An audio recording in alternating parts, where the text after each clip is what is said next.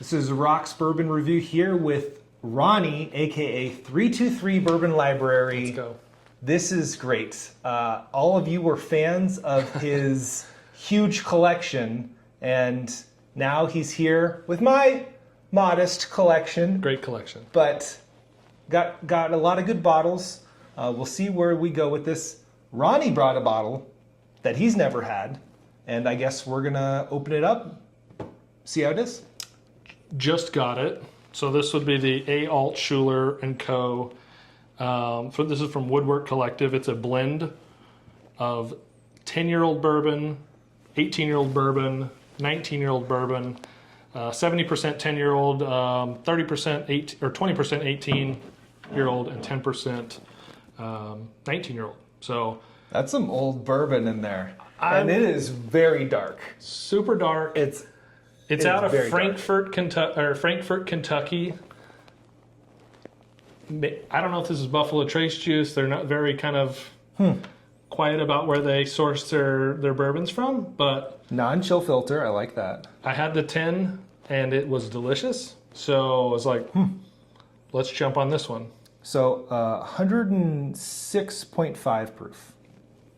That's nice proof point. That is a nice proof point, and it is dark for that. Very, proof point. very red, very aged. This is a beautiful bottle. Yeah, they do a great job. The labels are crazy. Very simple. Not a lot of information on it, but we're gonna important information though. Yeah. I mean, I like the age statements. I like proof point, but we just don't know mash bill. Don't know where it was produced. The Woodwork Collective. Woodwork Collective. But they don't distill, so they're a non-distilling producer. Okay. We're gonna try it. We'll see how bad this wax is. I don't know. The last one I had to saw into, so did you? No knife needed. I got you. All right. Disregard my disparaging words to Woodwork Collective. All right. Let's crack this thing. Okay. Solid. Let's see here. Thank you. Oh, yeah.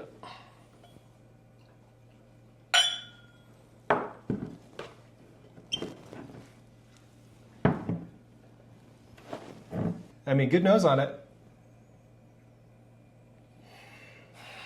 My goodness.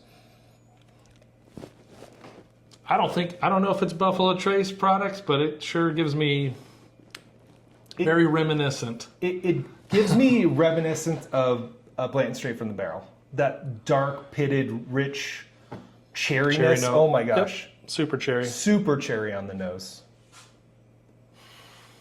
Very, very pleasant nose on this. Aged, a little like a spicy aged oak to it. Well, cheers. Yeah, absolutely.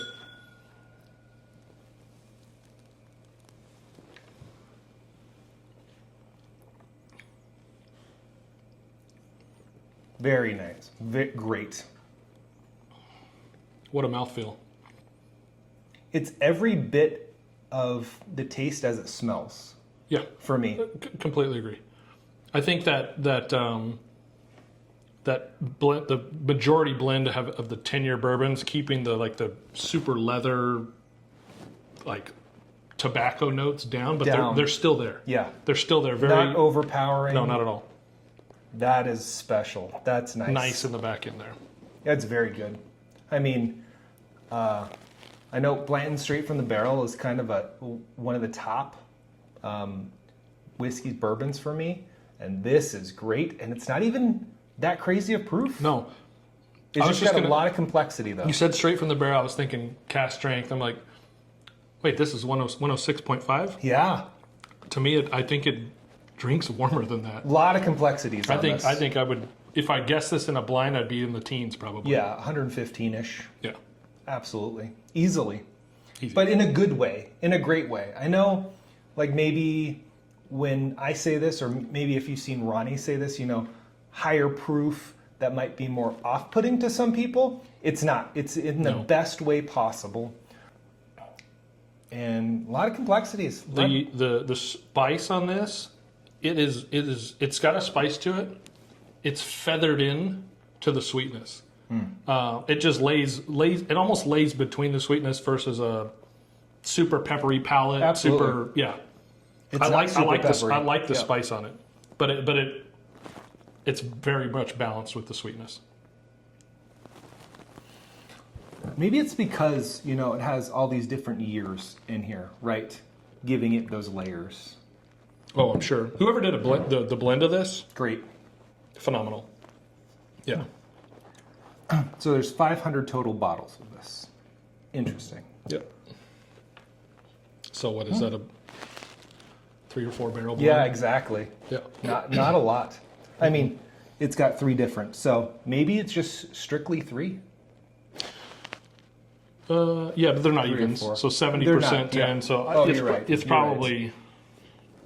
I mean, what do you? I mean, well, some of these old barrels, I'm sure they're not getting 150 bottles out of the barrel. Maybe around 5. I'd say probably a 5-barrel Right. blend would be my guess. Very good. Very good. I'll check these guys out more. They did a great job blending this. Yep. These NDPs, non-distilling producers, there's quite a few out there, and some are just killing it. These guys are killing it. You can get some great whiskey out there for brands that aren't publicly known, that are coming up. So, And aren't distilling themselves, which is, but it, like I said, it's interesting, these non-distilling producers coming up with unique brands behind their expertise in blending or their palate, right? Yeah. And I think it's important to note that there are people out there that have exceptional palates. Maybe this guy, maybe Who not, knows? maybe not me, but who knows? that can create something for the public in their own way, not having to distill it, right? And wait all that time. And it might not turn out how they want it, but this is good. They're doing great things. I think the really cool thing is bourbon. The bourbon industry went through this huge boom. You know, anticipating more market share over the last 10 years and longer, and now we're starting to see not just your big distilleries, your Buffalo Trace, your Wild Turkey, but them selling off barrels to these folks that are making products that. When I got this bottle, I'm like trying to read the label because it is very much almost camouflaged. Yeah. So if you saw this in a Total Wine, you'll never see it in a Total Wine. But if you saw it in a Total Wine, most people would be like, I don't know what that is. But cheers to like Silbox and the people like that are bringing these obscure brands that are I guess a little less out there, making it available to folks that want to try whiskeys that they normally wouldn't be able to. Mm-hmm. Yeah. Well, this is great. Thanks for bringing this. Absolutely. Cheers.